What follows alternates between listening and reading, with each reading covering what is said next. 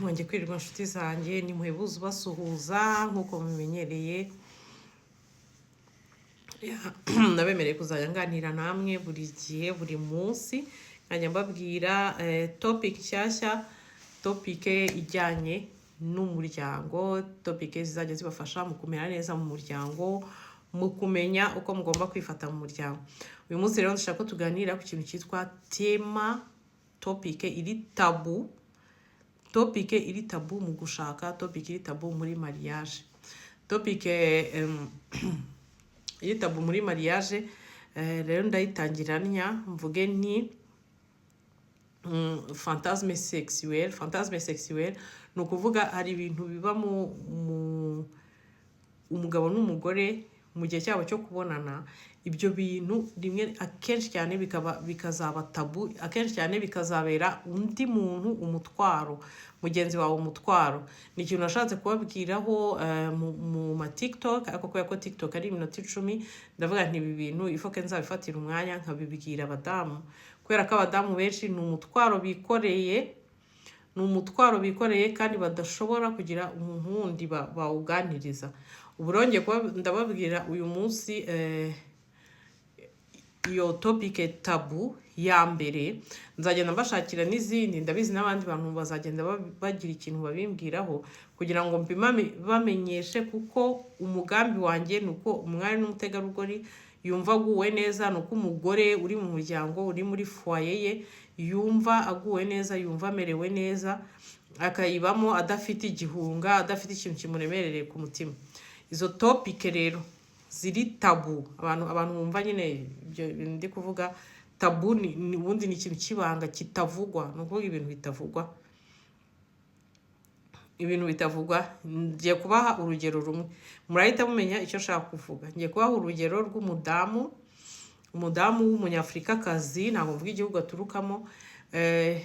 Yabanye n'umuzungu hano, ariko umuzungu yaramukuye ngo mu gihugu cye, amukura ku muhanda, amukura ku gataro, amukura nyine ku bintu yacuruzaga hanze, ari umukene cyane, ameze nabi. Umuzungu amwizeza urukundo, aramuzana. Ndabizi yuko hari igihe abantu benshi babona umuntu ari kumwe n'umuzungu bakavuga ati yabonye umuzungu n'iki, yabonye amafaranga.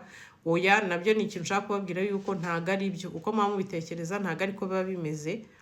Koko iyo umuntu amubonye, ni abantu nabo bazi gufata abantu neza, aza akakumva, akakwereka urukundo, ukabona yuko akumva. Ariko bose ntago ariko bameze, bose hari bamwe baba bafite nyine utuntu twabo nyine turi tabu. Nshaka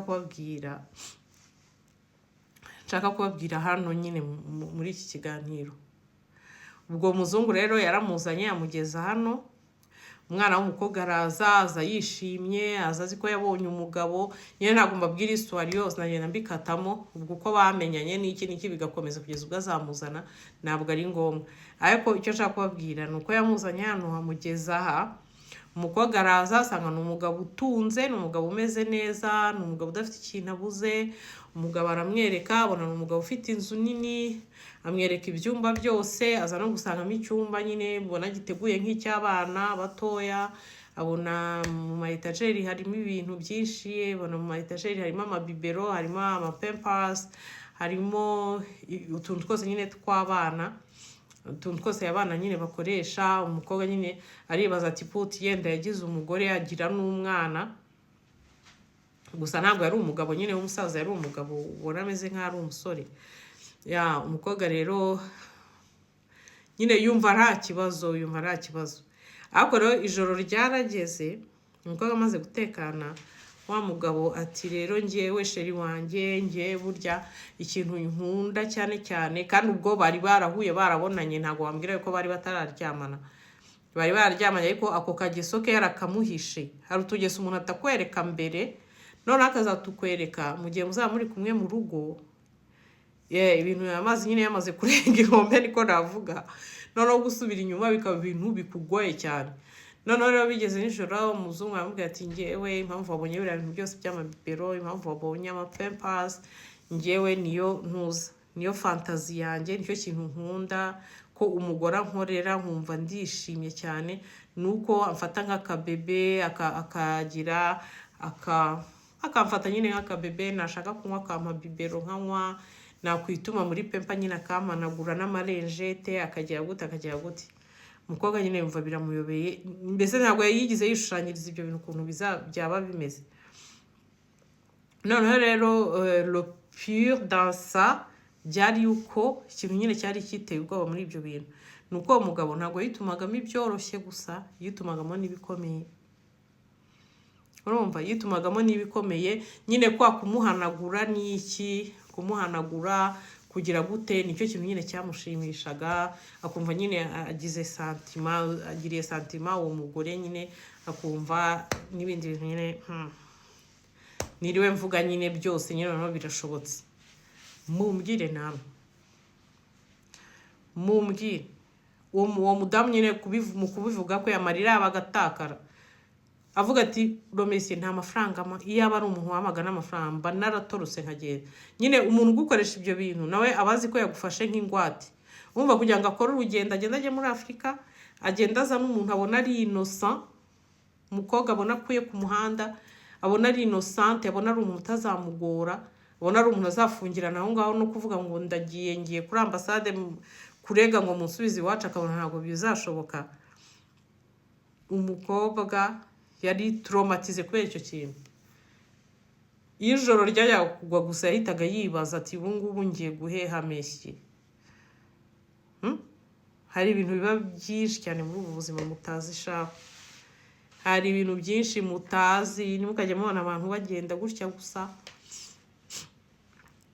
ngo mwumve yuko ari mu cyuka. Niyo mpamvu nababwiye nti ntugashaka kwicara mu ntebe y'undi umurebera inyuma gusa ngo ushaka kwicara mu ntebe ye, kuko ushobora kwicara mu ntebe ye bikakugora.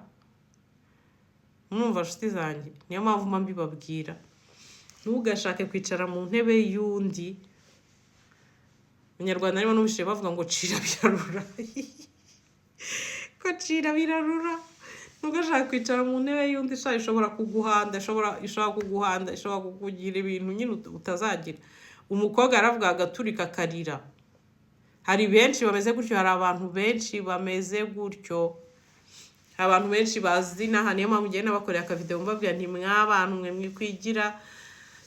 mwikwigira inuza abantu bemporta bazana hano. N'umuntu iyo muri kumwe gutya muziranye mumaranye igihe aguhisha akageso, umuntu mukabana rwose ukabuzi ko ari ibintu bisanzwe, wagera iwe ugasanga akuzaniye ako kantu tema tabu udashobora kugira umuntu ubwira uvuga uti ibi bintu ndabivuga ndabiherahe.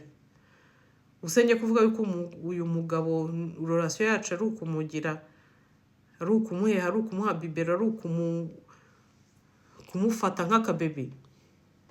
Ibintu ndabivuga ndabiherahe. Can you imagine?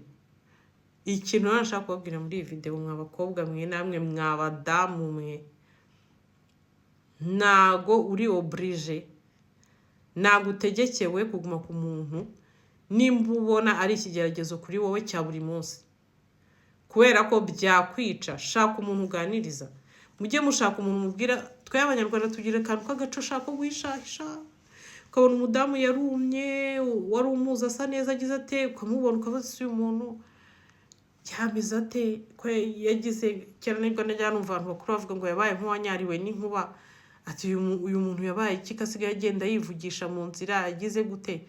Kumbe afite iyo ntuza tabu no kuvuga ati nzasenya ngende vuga ngo iki. Mes chers amis, parlez, you have to talk. Mutinya kuvuga ngo mutavugwa, ariko wanze ngo kujya gute sinzi ukuntu bavuga.